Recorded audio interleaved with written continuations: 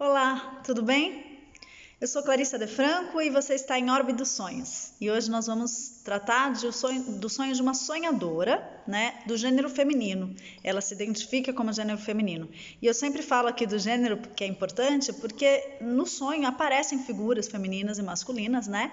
E na psicologia analítica e junguiana, né, é muito importante, essas referências são muito importantes. Não porque a gente tem uma imagem fixa, né, do que é masculino e feminino na psicologia analítica, não, mas porque cada pessoa tem várias imagens e essas imagens vão sendo atualizadas nas vivências, né, sobre o masculino, sobre o feminino. E quando você se identifica com um gênero, você tende a fazer projeções, né, sobre esse mesmo gênero ou sobre o outro gênero, e isso dá para ver muito como que estão as suas relações na sua vida. Então, assim, nesse sentido que eu falo aqui de qual gênero que é, para a gente refletir um pouquinho sobre isso. Bom, vamos ao sonho de hoje. A sonhadora não deu um título, eu gosto de dar título porque traz uma imagem, né? É importante que dá uma condensação no sonho, a gente já trabalha com essa imagem. Mas vamos trabalhar com o sonho em si, que tem muitas imagens. No sonho eu passava na porta do quarto onde meu marido está agora. Apenas para esclarecer, ela e o marido estão dormindo separados na mesma casa, já faz algum tempo, alguns meses, assim, semanas, mais de meses, né? Então eles já estão há bastante tempo, cada um dormindo no seu quarto. A porta estava aberta, acho que ele nem estava em casa, mas vinha do quarto um cheiro forte, tipo aquele bafo de ambiente que passou um tempo fechado com pessoas dormindo nele, sabe? Eu entrei no quarto e abri a janela para que ventilasse. De repente a janela fechou sozinha. A porta fechou, tudo ficou escuro, o que me gerou pânico, como se tivesse sido algo sobrenatural. Aí eu comecei a gritar, me dei conta de que estava dormindo e passei a gritar mais para acordar com meu grito. E chamava o meu marido. Eu dei uma leve acordada, coração acelerado, lembrei que meu marido estava no outro quarto, sentia muito medo. E o que me acalentou foi a minha filha, que estava comigo na cama. Isso foi um segundo sono. Foi por um segundo, pois conciliei o sono novamente e já estava sonhando outra coisa. Nesse segundo sonho, eu estava no banco de trás do carro do meu marido com as crianças, ele e meu sogro na frente. Estávamos fazendo uma viagem de carro para os Estados Unidos e nessa parte do sonho já estávamos no país. Eu ia observando as construções pelo caminho, as pontes, as casas, a geografia, e ficava encantada com tudo e pensava que tinha que ter menos preconceito em relação aos Estados Unidos, pois também tinha coisas bonitas lá. Queria fotografar, mas lembrei que esqueci a minha câmera. Fizemos uma parada. Era uma catedral enorme, cheia de restaurantes e lojas ao redor, típico de um lugar turístico. Era a igreja de São Peter. Entramos para conhecer, rolava uma celebração de ritos fúnebres. Numa ala lateral, mas dentro da igreja, eu vi vários caixões vazios, como se fosse uma funerária. Era estranho. A missa continuava. Eu reparei que meu marido trazia uma mochila de viagem meio vazia nas mãos. E quis confirmar se ele tinha pego tudo conforme tinha prometido. Ele disse que sim, que pegou as roupas para ele e para as meninas. Começamos a discutir, pois ele combinou de pegar tudo, eu tinha ficado tranquila e não tinha trazido nada para mim, nem uma calcinha. No meio da discussão, passa um cortejo de pessoas trazendo um caixão com um corpo para o rito fúnebre de corpo presente. Fiquei chocada. De repente, me ocorreu que não tinha motivos para essa discussão. Eu poderia comprar roupas novas ali no comércio aberto. Quando fui falar, meu marido não deixava e queria voltar para o carro para voltar para nossa casa para buscar as roupas em casa. Eu ficava muito contrariada. Gastaríamos muito mais dinheiro em voltar, né, tempo e dinheiro, do que comprando as roupas ali. E o tempo desse retorno mataria a viagem, pois a distância era muito grande. Revoltada porque ele não me deixava falar, larguei o grupo ali na igreja e saía pelos arredores vendo as lojas e restaurantes. Percebi que também estava sem o celular. Eu andava sozinha, mas de repente as meninas, minhas filhas, estavam comigo. Eu não queria retornar da viagem, queria roupas novas. Reencontramos meu marido e meu sogro e eles estavam bravos, não nos ouviam. Fizeram com que entrássemos no carro para voltar e eu fiquei muito frustrada. Bom, logo de cara a gente percebe que esse sonho trabalha algumas imagens e para mim me chamou a atenção a imagem de persona e sombra. Por quê? Persona tem a ver com as imagens que a gente projeta no mundo, como a gente quer ser reconhecida, né? De que modo a gente compõe a nossa imagem para ser reconhecida, a nossa identidade no mundo. E o sonho fala dela, quer dizer, o marido dela tendo esquecido as roupas, né, dela, e ela ali, tipo, e agora, né? Que vou comprar roupa, o que eu faço? A gente volta. Essa ideia de roupa tem muito a ver com persona, quer dizer, que roupa que eu visto, com que imagem eu vou para a vida, né? Agora. E aí, vamos voltar um pouquinho, né? Desde o começo. E por que eu falei de persona e sombra? Na teoria junguiana, a gente sempre trabalha com essas imagens que são polares, para justamente o caminho da consciência buscar a integração. Né? E a polaridade persona e sombra ela é muito forte. E vamos lembrar que na primeira parte, né, no primeiro sonho, né, que seria a primeira parte aí, ela passa no quarto onde o marido dela estava dormindo, né, mas ele não estava lá, e ela quer arejar. Ou seja, o que é esse arejar? Abrir a janela, fazer trocas, né? Ou seja, mudar de ares, ter uma leveza ali na relação, né? E aí, de repente, ela se vê no escuro, trancada, sozinha, numa angústia enorme. Isso tem a ver com o processo de sombra, né? Você está totalmente no escuro e você tem que se guiar nesse escuro, no inconsciente. Né? Então você tem que buscar saídas dentro de você. E aí acontece um fenômeno interessante, que é essa percepção de estar sonhando, então uma espécie de sonho lúcido, e num pedacinho do sonho, né, tem toda uma teoria dos sonhos lúcidos, tá?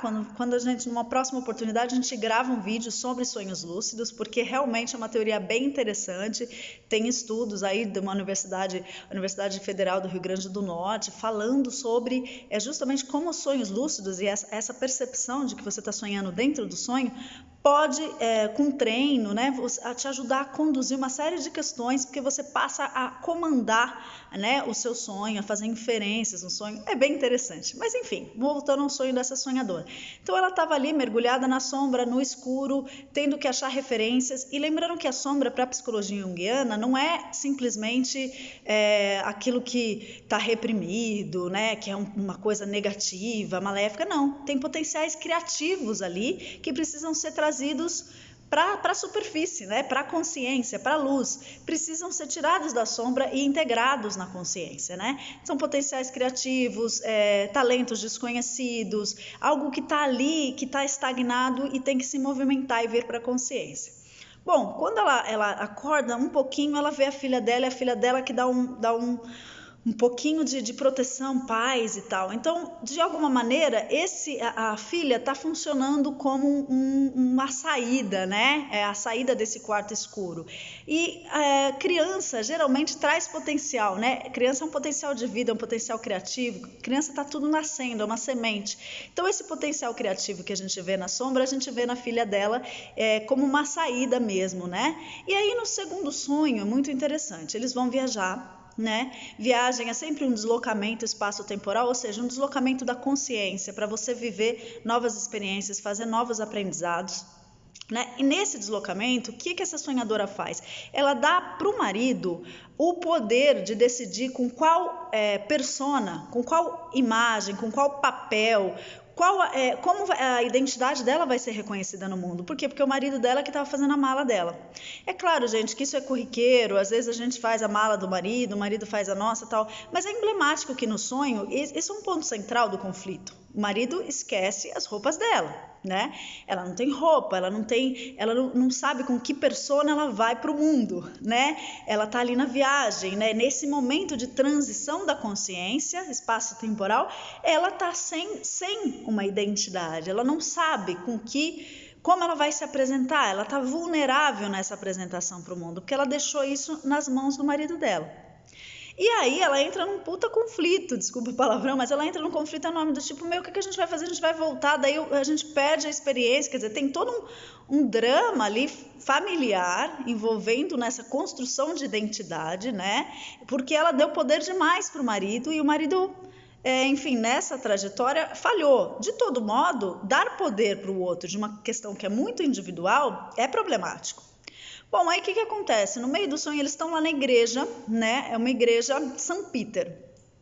Independente da igreja que for, né? Ela nos Estados Unidos tem São Peter na Rússia, na Alemanha, em Zurique, tem São Peter, a igreja a Basílica de São Pedro, né? No Vaticano, tem São Peter no mundo todo. São Peter, a tradução, né? Pedro, a igreja de Pedro. Pedro é a pedra fundamental, né? É a base da igreja. Então, se a gente pensar nessa imagem de Pedro, né, como base da fé, base da estrutura da igreja, base daquilo que se configura, né? A partir dali é a base da igreja, base da comunidade, base da comunhão, base da fé, base do amor, né? Daquilo que une as pessoas. Então, eles estão nessa igreja que é a base da fé. Então, a gente poderia pensar aí como que está a base desse relacionamento, né? E aí, as figuras de ânimos e ânimos muito, muito fortes, né? Nessa situação. E é justamente nesse momento da igreja que ela percebe, né, ali que ela não tem a roupa, que o marido falhou nesse ponto, que ela deu poder demais para ele e que ela também resolve sair sozinha e percebe. Ela tem uma autonomia, né, um estado de consciência, passa a ter autonomia e ela fala, mas eu posso comprar roupa aqui, agora. Eu não preciso voltar. Essa imagem é muito importante, ela não precisa voltar. Ela não precisa voltar para onde ela estava, para o estágio onde ela estava no relacionamento. Ela pode vestir novas roupas a partir dali, daquele momento da viagem. Dali para frente, a consciência dela pode trabalhar e funcionar dali para frente. Isso é muito, muito legal, porque é um salto, né, de consciência, é uma descoberta de autonomia, ela tira dele o poder e devolve para si mesma. E foi justamente na igreja de São Peter, ou seja, onde tem a base da união, a base da fé, a base do amor, né? A base da igreja. Então, ela entende que para fazer a base dessa fé, desse relacionamento e dessa união, ela precisa resgatar o poder de decidir quem ela é, com que roupa ela quer atuar, com que imagem ela quer ser reconhecida, com que identidade ela quer ir para o mundo, né? E aí, de posse disso, ela vai, faz tudo, de repente ela estava sozinha, mas as filhas estão com ela, ou seja, ela não tem perdas no processo, as meninas estão juntas com ela. Então, o processo todo, ela percebe que tem um resgate do feminino, né? Um resgate, uma ânima fortalecida, ela, a imagem, a persona, as filhas, todo esse processo potencial criativo de lá do início do outro sonho, que estava apagado, preso no quarto escuro, e aí ela engrandece, né? Ela se fortalece. Eu esqueci de tratar num fato que tem a ver com a igreja também. Tem rituais fúnebres, né? E passa um corpo, né? Um caixão, um corpo, né? Tem vários caixões vazios e de repente tem um que tem um corpo ali de verdade, um ritual de verdade, um morto. Isso me mostra ainda mais que tem um processo de finalização, que a consciência tem uma morte, um luto para lidar, né? Uma finalização de processo, quer dizer, tem algo que morre nesse processo e tem as roupas novas que ela busca, que ela compra, que ela coloca e que ela assume para o mundo. Então, assim, ela não pode voltar mesmo, porque a consciência dela já está diferente, uma morte já aconteceu, ela já assumiu autonomia. Então, é um processo, é um sonho de assumir mesmo a autonomia, um resgate da sombra para que ela assuma uma nova persona no mundo, uma construção nova de persona. É um sonho poderoso. E aí, no final, ela volta e as figuras masculinas, né, os ânimos aí do sonho, né, representando ânimos, o marido dela e o sogro, estão putíssimos, estão bravos e, sabe, exigem que elas entrem no carro e tal, e ela entra muito contrariada, mas ela volta. Mas aí o que acontece? Embora ela volte no final, o que de fato é um prognóstico um pouquinho complicado, porque ela ainda se submete, ela ainda permanece nessa relação com o masculino ainda, né, de certa maneira, direcionando a volta, oprimindo e tal, então ela ainda está submetida. O caminho da consciência dela já foi feito, ela já comprou novas roupas, né? Já teve uma morte, ela na base lá da igreja, né? A base, a estruturação da fé e da união, tudo isso já foi reconstruído. Então, ela não tem como voltar do ponto de vista psicológico. A questão toda é que tem um aspecto dela que ainda está submetido. Então é importante a gente pensar que esse é um sonho de construção de persona, de empoderamento do feminino, né? E de como os caminhos e as escolhas que ela vai lidando aí na relação, né? Mas mostrou um avanço da consciência dessa sonhadora, né? Eu acho um sonho que mostra um avanço da consciência, mesmo que ela ainda esteja no final, ainda submetida, ainda presente ali nessa volta, do jeito que o marido quer, mas ela já vai com uma outra roupa, né? Isso é muito importante, parece pouco, mas não é. É um sonho de autonomia. Agradeço demais a vocês, espero que vocês tenham gostado e qualquer coisa me escreva no clarissadefranco@hotmail.com, pode me mandar sonho. Tchau!